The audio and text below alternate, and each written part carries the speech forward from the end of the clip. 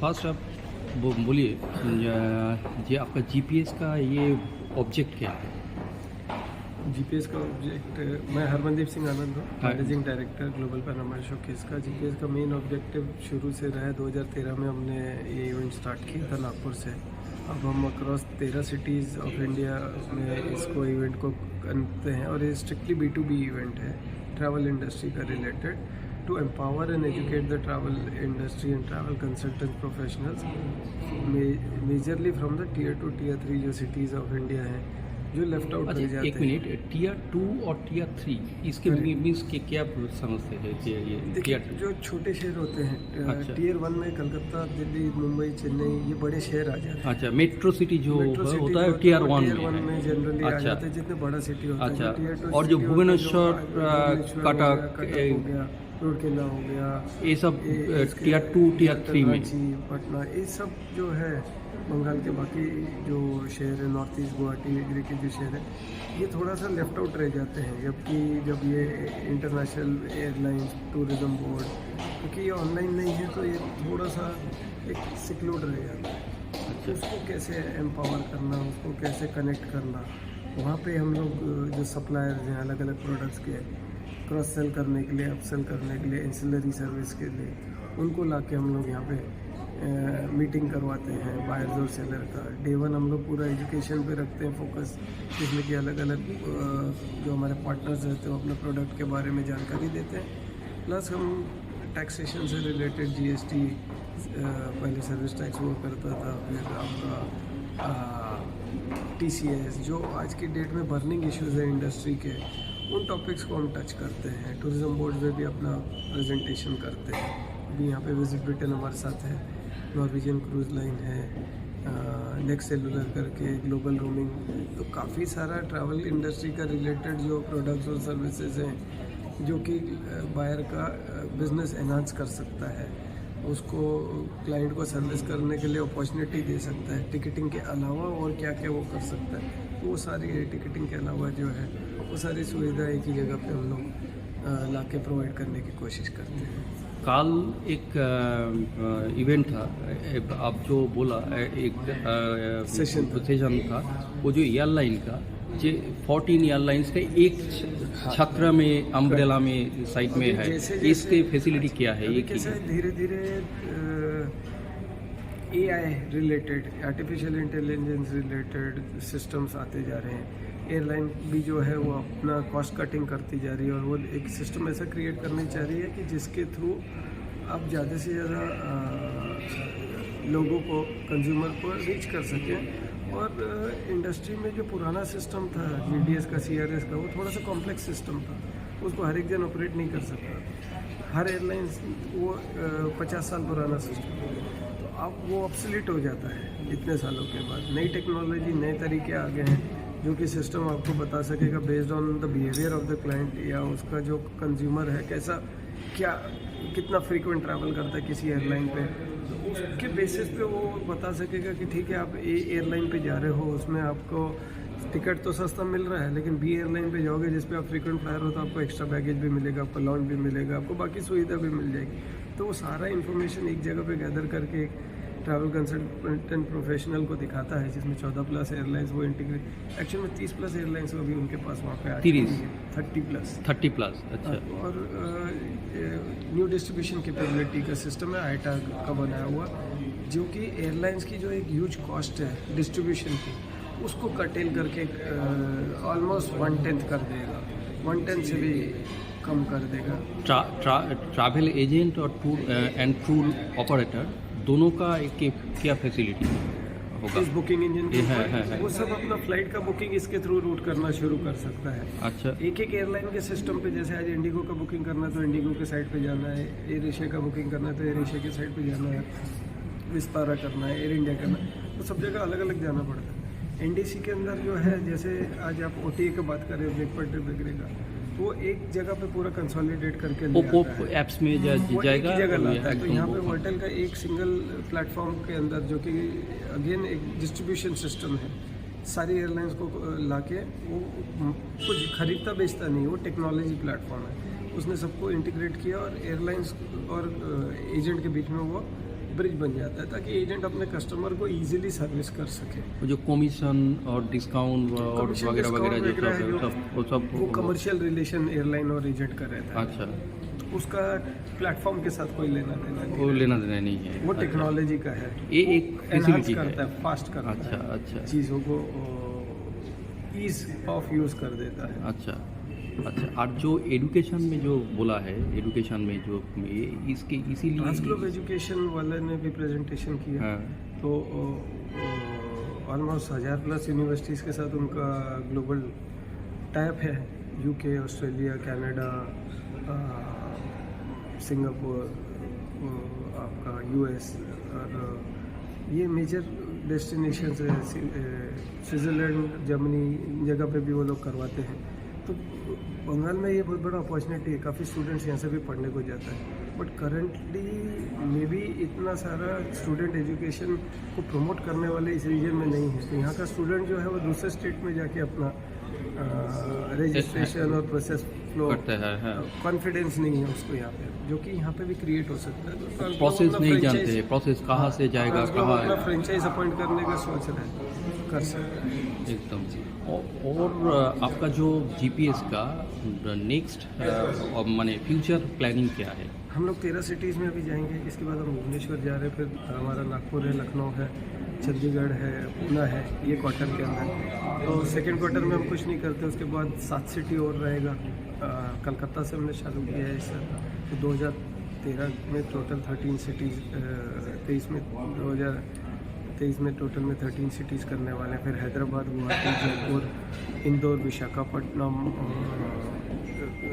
कोच्चि और अपना अहमदाबाद, ये सिटीज़ हम जुलाई से लेकर नवंबर के बीच में कंडक्ट करेंगे। और ये साइकिल चलता जाता है, सिटीज़ भी हम एक ही 9th एडिशन, 10th एडिशन ये 10th एडिशन 10th एडिशन है। 10th एडिशन अभी जनवरी जब हम नागपुर करेंगे तो हमारा 10th एडिशन वहाँ से शुरू हो जाएगा। नागपुर अच्छा। फ्लैगशिप है, नागपुर हमने शुरू नागपुर 10th से एडिशन किया था स्टार्ट हो जाएगा। 2023 में, अच्छा तो अच्छा वो 10th एडिशन हो जाएगा। अच्छा। और ये जो आप करते हैं इसकी इसीलिए आप ट्रैवल और टूरिज्म का रिसेंट ट्रेंड क्या देखता है? उससे पहला इम्पोर्टेंट है कि हमारा जो प्लेटफॉर्म है कम्प्लीटली पेपरलेस प्लेटफॉर्म 2016 से हमने कर दिया था, टेक्नोलॉजी को अडॉप्ट किया। तो हमारे यहाँ पे जो है ब्रोशर्स नहीं अलाउड है, पेपर नहीं अलाउड है। हमने उस टाइम विजिटिंग कार्ड भी निकाल दिया था। अब हमने टेक्नोलॉजी को एक नए लेवल पे ले गए। तो हमने टेक्नोलॉजी अडॉप्ट करके एग्जीबिटर बायर को एक हाइब्रिड प्लेटफॉर्म भी दे दिया, जो कि वो हमारा इवेंट के बाद में भी आपस में कनेक्ट करके रह सकते हैं। सस्टेनेबल किया, आप अगर देखेंगे हमारे यहाँ पे हमने पानी की जो बोतलें हैं, प्लास्टिक है या पैड है या पेंसिल है, वो भी टोटली रिमूव कर दिया। Yes. हमारे इवेंट में टोटल आपको digital display, digital marketing, digital वे और एक ग्रीन सस्टेनेबल एनवायरनमेंट क्रिएट करते हुए हम लोग इवेंट को रन कर रहे हैं। अच्छा। जीपीएस का भी ये जो जीपीएस का इवेंट चलता है रहता है पिछले 2016 साल से, अभी कोरोना काल से जो 3 साल में तो पूरा 3 साल इंडस्ट्री से को तो बहुत ज़्यादा बहुत इम्पैक्ट हो गया। 2020 में हमने जनवरी में लास्ट इवेंट किया था, उसके 2020 20 जनवरी लास्ट इवेंट हमारा किया। नागपुर में हुआ था। अच्छा। उसके बाद पूरा ये शुरू होना था, बट सारा कोलैप्स हो गया था अच्छा। कोविड काल के कारण। इसी के बाद अभी ट्रेंड इंडस्ट्री कितना जो है, है ना, कितना अच्छा लग रहा देखिए है? इंडस्ट्री में सबसे बड़ा तकलीफ ये हुआ है कि काफ़ी लोग इंडस्ट्री छोड़ के चले गए थे, या। काफ़ी लोग चेंज हो गए। तो हमारी इंडस्ट्री से ऑलमोस्ट 65% का इम्पैक्ट पड़ा था। ट्रैवल प्रोफेशनल कंसल्टेंट्स, कईयों की जॉब चली गई, बहुत कुछ हुआ, डेथ्स हो गई फैमिली में। तो उससे रिवाइव करना, और जो लोग इंडस्ट्री छोड़ के गए उनको वापस इंडस्ट्री में आने को भी टाइम लगेगा। कॉन्फिडेंस आना जरूरी है कि अगर फिर से इस तरह का कुछ हुआ तो क्या हम सबसे, बिकॉज टूरिज्म इंडस्ट्री सबसे पहले इम्पैक्ट होता है और सबसे आखिरी रिकवर होता है, जो दिख रहा है। होटल इंडस्ट्री से भी स्टाफ चला गया, तो शॉर्टेज सब जगह पे है।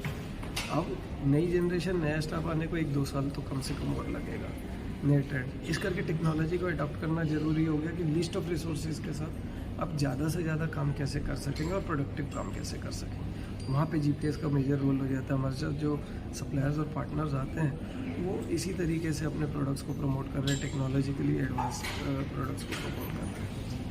इसी साल G20 अरेंज किया है हमारा सर्कल में, जो ये तो एक ट्रैवल टूरिज्म का बहुत अच्छा इससे ट्रैवल ये टूरिज्म है। को ये definitely- बोलता है G20 का बोलता है कि हमारा इस दशक के शेष में ये हमारा इकोनॉमिकल पोजीशन और भी ज़्यादा स्ट्रॉन्ग हो देखिए जाता होना है चाहिए। इसलिए, G20 से एक्सपोजर मिलेगा पूरे देश को, बाहर से लोग आएंगे। 55 सिटी में तो इंडिया के अंदर जब बाहर से लोग आएंगे तो ऑब्वियसली आपको एक्सपोजर ज़्यादा मिलेगा, आपको चांसेस अपॉर्चुनिटी ज़्यादा मिलेगी।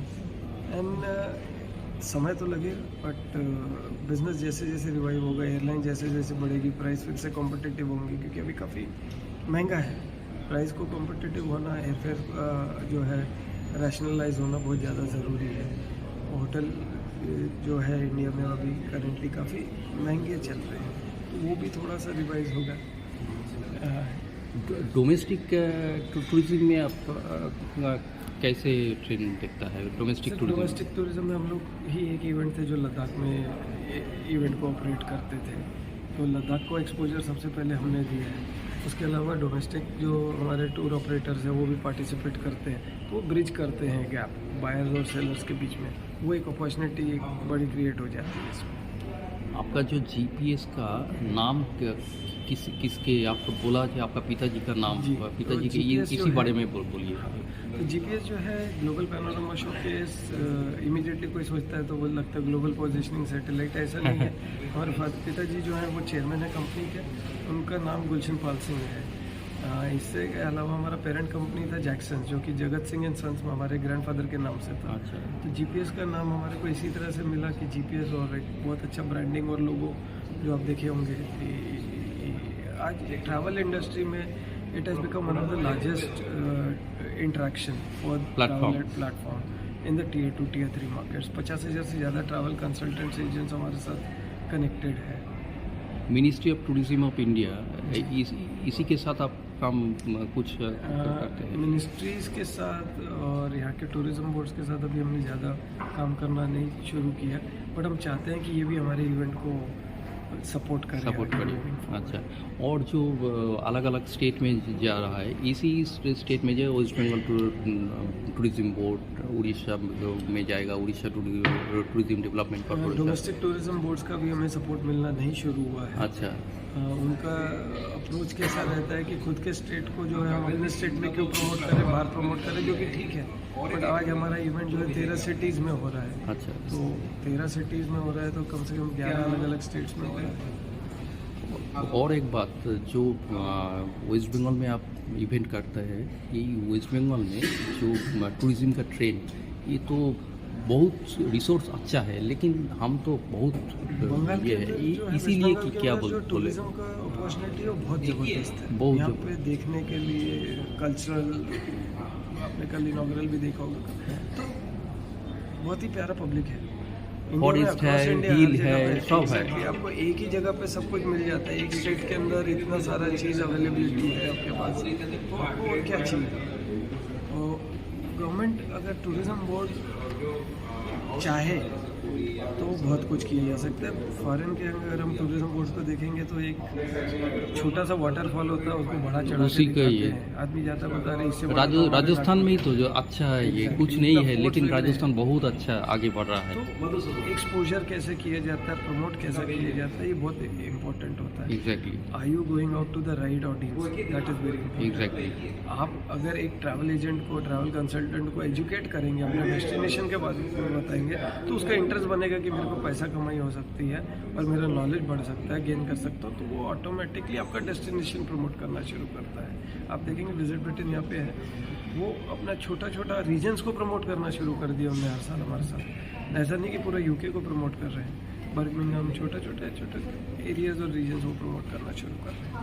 तो ऐसा अगर बंगाल टूरिज्म ने भी, वेस्ट बंगाल टूरिज्म ने भी करना शुरू किया तो ऑब्वियसली एक्सपोजर मिलेगा। यहाँ कम से कम एक सिटी के अंदर हम जहाँ जाते हैं 400 से लेके तो 1000-1200 तक के ट्रैवल एजेंट्स यहाँ पे पार्टिसिपेट करते हैं 2 दिन के इवेंट में। फ्री एजुकेशन हम इनको इम्पार्ट कर रहे हैं और पिछले 10 साल से हम पूरी इंडस्ट्री को फ्री में एजुकेशन इम्पार्ट कर रहे हैं। कोई हमारा उसमें ऐसा, ऑब्वियसली हम कमर्शियल एंटिटी हैं, बट पूरी टीम का गोल यही रहता है कि जितना ज़्यादा हम लोगों को एजुकेट करके एम्पावर करेंगे उतना ज़्यादा बिजनेस एनहांसमेंट होगा देश भर में। लास्ट ऑफ ऑल एक ये टूरिस्ट एंड ट्रैवल वर्ल्ड में आपका मैसेज क्या है? टूरिस्ट ट्रैवल वर्ल्ड में अगर आप मैसेज बोलेंगे तो collaborate and work together for success of all, ये हम चाहेंगे।